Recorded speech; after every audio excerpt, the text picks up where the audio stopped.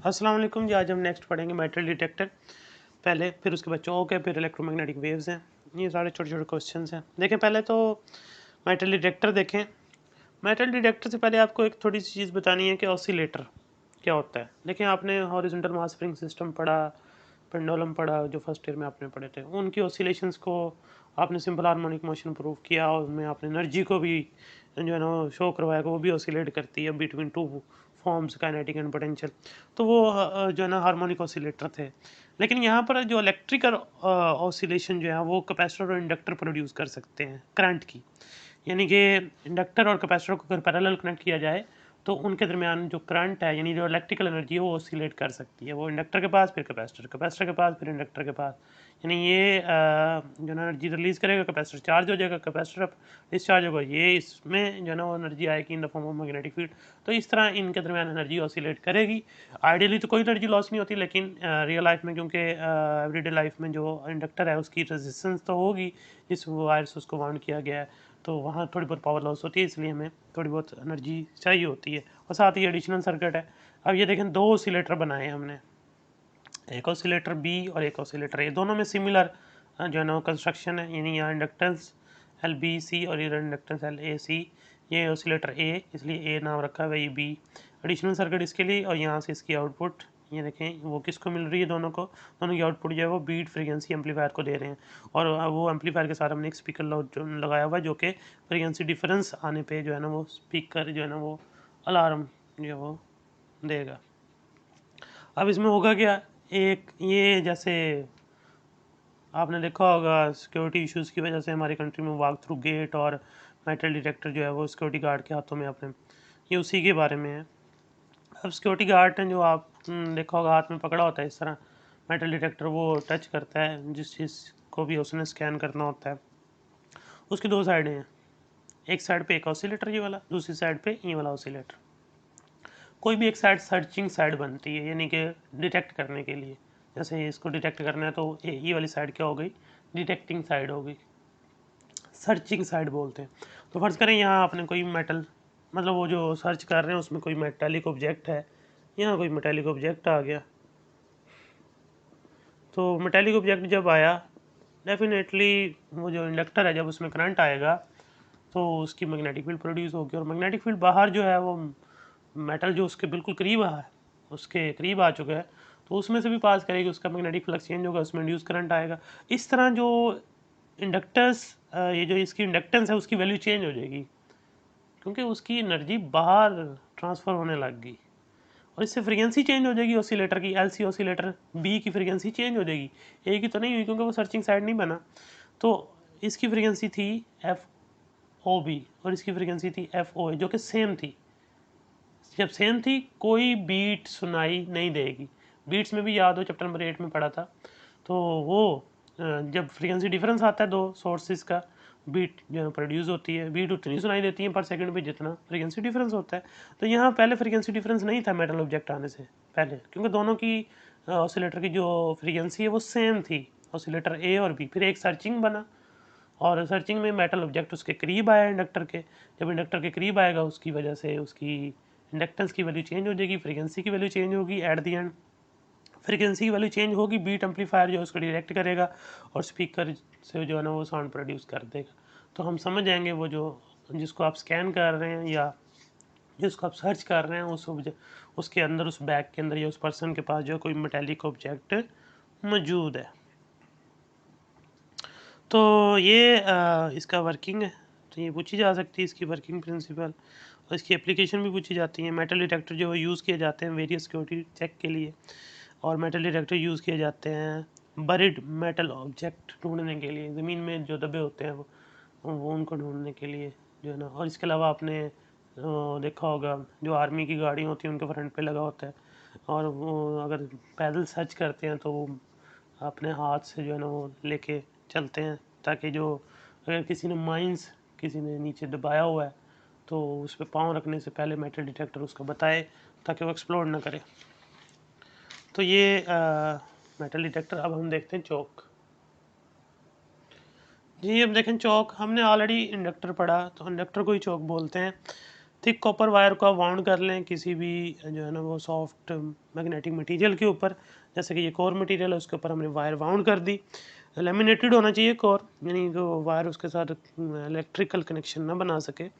तो ये इसकी इंडक्टेंस एल होगी, इस कॉइल की कोई भी, और जो कि रेजिस्टेंस की वैल्यू जो है इसकी बहुत कम होगी। ऐसी वायर से वाउंड किया जाता है जिसकी रेजिस्टेंस बहुत कम हो, ताकि वो वेरी स्मॉल पावर कंज्यूम हो।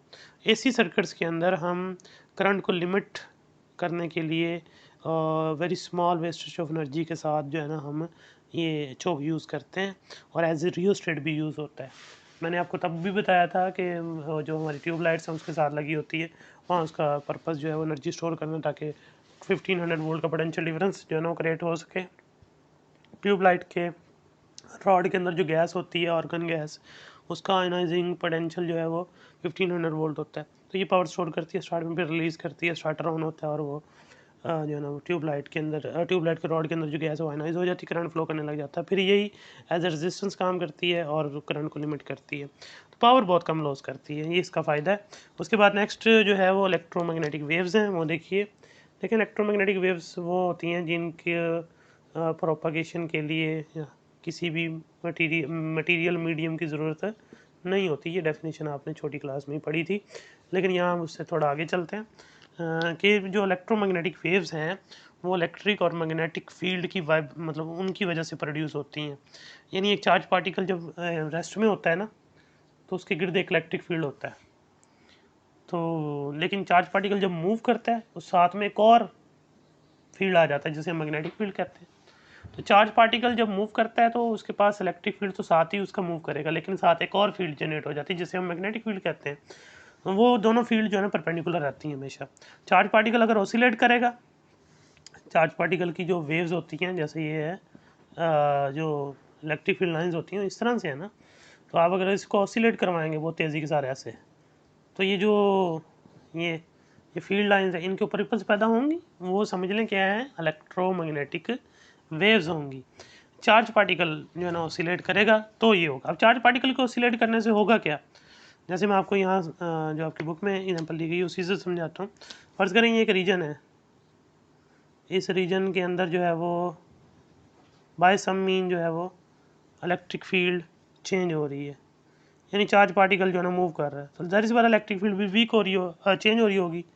इलेक्ट्रिक फील्ड चेंज हो रही है इस रीजन के अंदर, यानी इसकी सराउंडिंग में जो है वो इलेक्ट्रिक फ्लक्स चेंज हो रहा है। उससे क्या प्रोड्यूस होगा इसकी सराउंडिंग में, magnetic field. Changing electric field produce करती है चेंजिंग मैग्नेटिक फील्ड।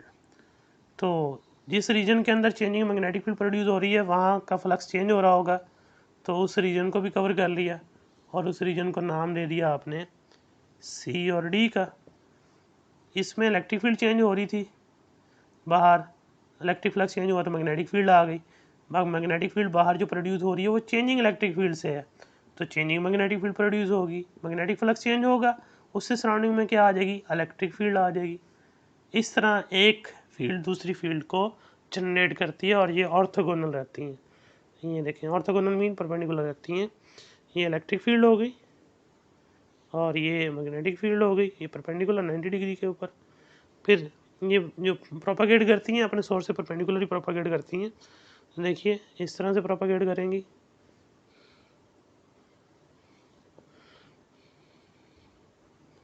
उसके बाद इस तरह, और फिर इस तरह आगे अप टू सोन चलती जाएंगी।